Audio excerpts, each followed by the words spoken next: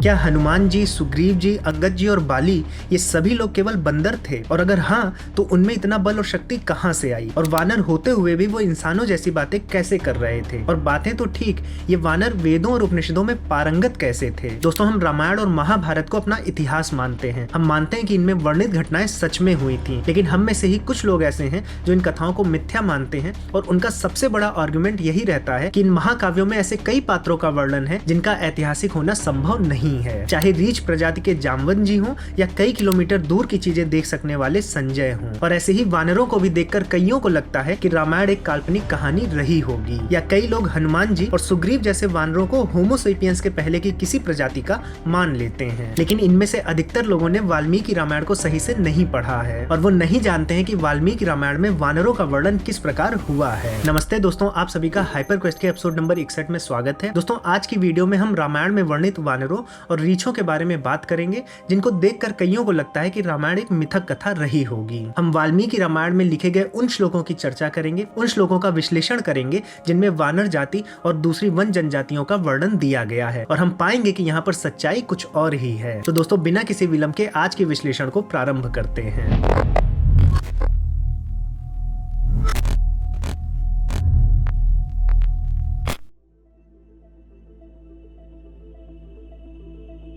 दोस्तों, अगर हम संस्कृत भाषा में वानर शब्द को देखें तो वहां पर वानर शब्द जो है वो दो शब्दों से मिलकर बना है, वन और नर से। तो इसका अर्थ हुआ कि वन में रहने वाले नरों को वानर कहा जाता था। अब ये जो वानर शब्द है, समय के साथ साथ इसका अर्थ सीमित होता गया और इसको हम बंदर कहने लगे, और हम इसका प्रयोग अब बंदरों के लिए ही करते हैं। लेकिन अगर हम वाल्मीकि रामायण देखें तो वहां पर आदि कवि वाल्मीकि जी ने जहां जहां वानर शब्द का प्रयोग किया है, या फिर जिन श्लोकों में वानरों को परिभाषित किया है, अगर हम वहां देखें और गहराई में समझने का प्रयास करें तो हमें यह देखने को मिलेगा कि कहीं ना कहीं वो मनुष्यों की ही बात कर रहे हैं। अगर हम वाल्मीकि रामायण के अरण्यकांड के 73वें सर के 18वें श्लोक में देखें तो यहाँ पर वाल्मीकि जी वानरों के लिए जो शब्द प्रयोग में ला रहे हैं कि वानरान वनचारिणः, यानी वानर कौन है? जो वन में विचरण करते हैं। तो यहाँ से ये प्रूफ नहीं होता है कि ये वानर बंदर ही हैं, लेकिन यहाँ पर जब परिभाषित वो करते हैं तो इसी शब्द से करते हैं, वनचारिणा से, कि जो वन में विचरण करने वाले लोग हैं। तो ये वन में विचरण करने वाली कोई ट्राइब भी हो सकती है,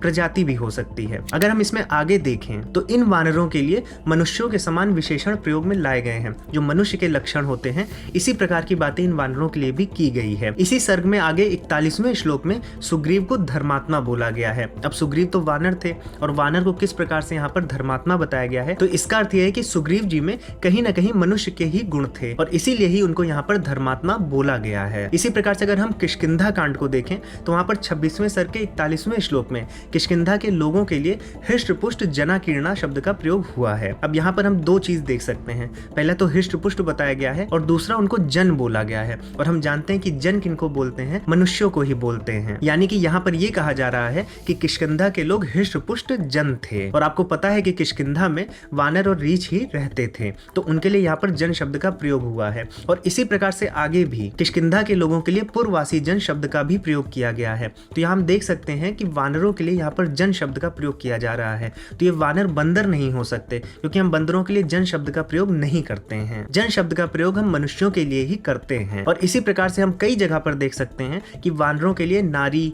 स्त्री, जन, पुरुष, धर्मात्मा आदि शब्दों का प्रयोग किया गया है। तो ये हम बंदरों के लिए प्रयोग में नहीं लाते हैं। तो वाल्मीकि जी कहीं ना कहीं इन शब्दों का प्रयोग करके मनुष्यों की ही बात कर रहे होंगे, ऐसा भी हो सकता है। इस पर अभी हम और भी गहराई में विश्लेषण करेंगे, लेकिन उसके पहले ये सवाल उठता है कि जब वानरों का परिचय या वानरों को परिभाषित ही ऐसे किया गया कि वन में विचरने वाले लोग या जनजाति, इस प्रकार से जब उनका परिचय किया गया है, तो वानरों को बंदर क्यों समझा जाने लगा? तो इसका कारण यह है कि वाल्मीकि जी ने ही कई जगह पर वानरों के लिए कपि शब्द का प्रयोग किया है, और कपि शब्द हम बंदरों के लिए लेते हैं, इसलिए हम वानर शब्द का भी अर्थ बंदरों से ही लेने लगे। और कपि के साथ साथ वाल्मीकि जी ने वानरों के लिए प्लवंगम और शाखा मृगा, ये दो शब्दों का भी प्रयोग किया है।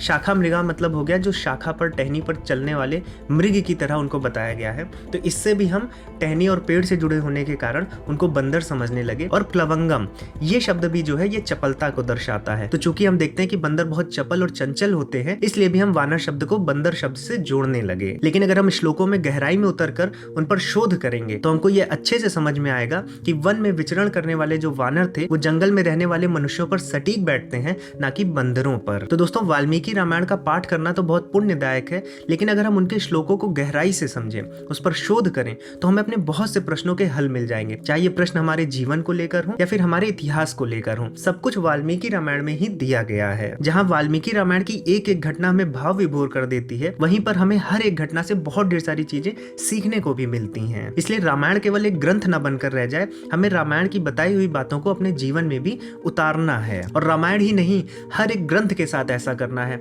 हमने क्या किया है, हमने अपने ग्रंथों को अपने पूजा घर में रख दिया है, हमें वहां से उठाना है और पढ़ना है। हम भाग्यशाली हैं कि हमारे पास श्रीमद् भगवत गीता जैसा पथ प्रदर्शक ग्रंथ है। आप कुछ भी ना पढ़िए तो भगवत गीता जरूर ही पढ़िए। अगर आपके पास समय का अभाव है तो आज ऐसा समय कि आप अपने मोबाइल पर भी सुन सकते हैं। साथियों, कुकू एफएम पर एक बहुत ही लोकप्रिय ऑडियो बुक है श्रीमद् भगवत गीता समस्याओं का समाधान, जिसे 28 मिलियन से भी ज्यादा लोगों ने सुना है और श्री कृष्ण जी के बताए हुए मार्ग पर चलकर अपने जीवन को संवारा है। इसलिए मेजॉरिटी ऑफ द लिसनर्स ने इस ऑडियो बुक को 5 स्टार की रेटिंग दी है और बहुत ही प्रैक्टिकल ऑडियो बुक है। इस ऑडियो बुक में भगवत गीता की जितनी भी शिक्षाएं हैं उनको इस फॉर्म में आपको समझाया गया है, जिससे आप उसे अपने दैनिक जीवन में उतार सकें और अपनी समस्याओं का समाधान स्वयं ही पा सकें। इसलिए मैं भी इस ऑडियो बुक को 5 स्टार रेट करता हूँ। दोस्तों, कुकू एफएम को 15 लाख से भी ज्यादा हिंदी पेड सब्सक्राइबर सुनते हैं और यहाँ पर हर महीने 2400 घंटों से भी ज्यादा का कंटेंट अपलोड कर दिया जाता है। दोस्तों, कुकू एफएम पर धार्मिक ऑडियो बुक्स के अलावा भी दर्जनों दूसरी कैटेगरीज में 10,000 से भी ज्यादा ऑडियो बुक्स अवेलेबल है,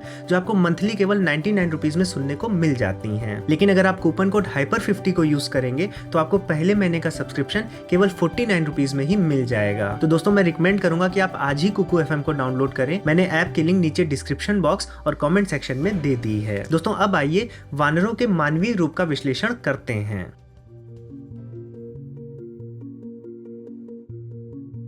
तो दोस्तों, जैसा कि मैंने बताया कि वाल्मीकि रामायण में ऐसे दर्जनों श्लोक, दर्जनों स्थान मिल जाएंगे जहां पर वानरों के मनुष्य रूप की बात की गई है। इसका सबसे बड़ा उदाहरण है कि जब ऋष्यमुख पर्वत से सुग्रीव जी श्री राम जी और लक्ष्मण जी को आते हुए देखते हैं तो उन्हें संदेह हो जाता है कि कहीं ये कोई गुप्तचर तो नहीं है, बाली के द्वारा भेजे गए। तो वो हनुमान जी से कहते हैं कि आप वहां पर जाइए और इसका पता लगाइए। तो जब वो हनुमान जी से ये बात कहते हैं तो हनुमान जी को बोलते हैं कि वहां पर आप अपने प्राकृतिक रूप में जाइएगा। अगर आप इस श्लोक को देखें, ये श्लोक वाल्मीकि रामायण के किष्किंधा कांड के दूसरे सर का 24वां श्लोक है। यहाँ पर सुग्रीव जी हनुमान जी से कह रहे हैं कि प्राकृतिनेव गत्वा, यानी कि आप अपने प्राकृतिक रूप में जाइएगा। तो इसका अर्थ है कि हनुमान जी का जो प्राकृतिक रूप था वो मनुष्य का ही रूप था, क्योंकि हमें पता है कि हनुमान जी वहां पर एक भिक्षुक के रूप में गए थे। इस बात का उल्लेख किष्किंधा कांड के ही तीसरे सर के दूसरे श्लोक में मिलता है, जहाँ पर हनुमान जी के विषय में लिखा गया है कि कपि रूपम परित्यज्य, यानी कि उन्होंने कपि रूप का त्याग कर दिया। फिर लिखा है प्राकृतिनेव गत्वा, और अपने प्राकृतिक रूप में वो वहां पर श्री राम जी और लक्ष्मण जी से मिलने गए। अब यहाँ पर कई साथियों को ये भी डाउट हो सकता है कि हनुमान जी के पास तो विशेष शक्तियां दिखाई ही गई हैं, इसलिए वो अपना रूप बदल सकते थे और फिर इसलिए वो मनुष्य रूप में फिर श्री राम जी और लक्ष्मण जी से मिलने गए। लेकिन ऐसा नहीं है, केवल हनुमान जी के साथ ऐसा नहीं था, हर एक वानर के साथ ऐसा था कि वो अपने मनुष्य रूप में आ सकते थे। और इसका उदाहरण हमें युद्ध कांड के 127वें सर्ग में देखने को मिलता है, जहाँ पर भरत जी वानरों के विषय में कहते हैं कि कपयः काम रूपिणः, यानी कि जो कपयः यानी वानर काम रूपिणः, यानी अपने रूप को अपनी इच्छा अनुसार चेंज कर सकते थे, यानी कि वो समय आने पर मनुष्य का भी रूप धारण कर सकते थे। और कई जगह पर वानरों ने ऐसा किया भी है। अगर आप 128वें सर्ग में जाएं आगे और वहां पर 32वें श्लोक को देखें तो वहां पर बताया गया है कि जब श्री राम जी अयोध्या वापस आ गए थे और फिर वहां पर अयोध्या नगरी में भ्रमण करने के लिए एक जुलूस के साथ निकले थे अपने रथ पर, तो वहां पर 9000 वानर मनुष्य रूप में खड़े होकर उनका आदर सत्कार कर रहे थे। तो यहाँ हमें पता चलता है कि वानर जो थे वो मनुष्य ही थे, लेकिन किसी कारणवश वो जंगलों में रहते थे, वन में रहते थे और फिर वहां पर अपने कुल देवता या फिर किसी जीव या क्रिएचर के आधार पर अपनी वेशभूषा को धारण करते थे। इसका बिल्कुल भी अर्थ नहीं है कि वो बंदर थे, उनको खेती का भी ज्ञान था, उनको हर तरह का ज्ञान था। इसी वजह से वो वेदों का भी पठन पाठन करते थे और वेदों के भी ज्ञाता थे। लेकिन चूंकि वो जंगल में रहते थे और इस प्रकार से अपना रूप धारण किया था, जिस वजह से उन्हें वानर बोला जाता था।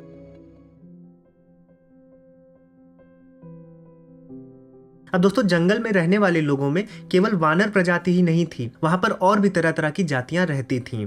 तो जहां हम देख सकते हैं कि वानरों की एंट्री रामायण में किष्किंधा कांड में होती है, लेकिन इन जातियों का जो वर्णन है, चाहे वो वानर हो, रीछ हो, और भी जो जातियां हैं अभी हम डिस्कस करेंगे, इनका वर्णन पहले ही हमें बाल कांड में वाल्मीकि जी दे देते हैं। अगर हम बाल कांड के 17वें सर्ग को देखें तो वहां पर वाल्मीकि जी ने वानरों के विषय में कहा है कि नय ज्ञान बुद्धि संपन्नान विष्णु तुल्य पराक्रमान, यानी कि जो वानर थे वो नीतिज्ञ विशेषज्ञ थे, बुद्धिमान थे और विष्णु जी के समान पराक्रमी थे। और इसी सर्ग का 21वां श्लोक बहुत ही इंटरेस्टिंग और बहुत सी चीजें क्लियर करता है।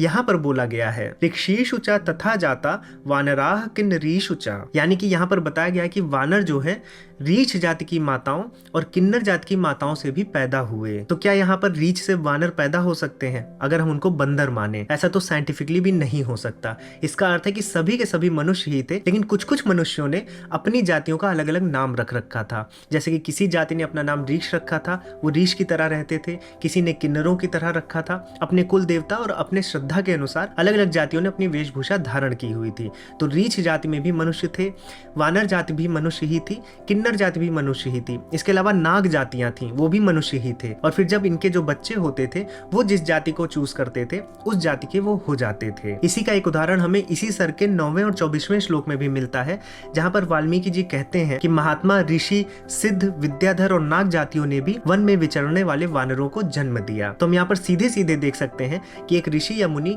बंदर को जन्म नहीं दे सकते। तो यहाँ पर वानर का अर्थ हमें बंदर से नहीं लगाना चाहिए। ये एक प्रकार की प्रजाति या ट्राइब रही होगी। और यहाँ पर वाल्मीकि जी विशेष रूप से वानर जाति के बारे में बताते हैं कि वानर जो थे वो सिंह के समान, व्याघ्र के समान शक्तिशाली थे और वो जब युद्ध करते थे तो वो चट्टान, पत्थर, पेड़ इत्यादि से युद्ध करते थे। और इसी के साथ एक प्रश्न ये भी उठता है कि वानर केवल किष्किंधा में ही रहते थे, जो आज प्रेजेंट डे कर्नाटक है। तो वाल्मीकि जी इसी सर्ग के 36वें श्लोक में बताते हैं कि जो वानर प्रजाति थी ये पूरी पृथ्वी पर अलग अलग वनों में, अलग अलग पर्वतों में रहती थी। ऐसा नहीं है कि वानर केवल किष्किंधा में ही थे। तो दोस्तों हम इन प्रमाणों से समझ सकते हैं कि जो वानर है ये वानर एक प्रजाति थी, ना कि बंदर थे। इसी प्रकार से बहुत सी प्रजातियों का वर्णन हमें वाल्मीकि रामायण में देखने को मिलता है, जैसे नाग प्रजाति। तो नाग प्रजाति का ये अर्थ नहीं है कि वो नाग थे या सर्प थे, बल्कि ये वो मनुष्य थे जो नागों को अपना कुल देवता समझते थे या नागों की पूजा करते थे या नागों से अपने आप को जोड़ते थे। और उसी प्रकार से उन्होंने अपने कल्चर को ढाल लिया था, अपनी संस्कृति को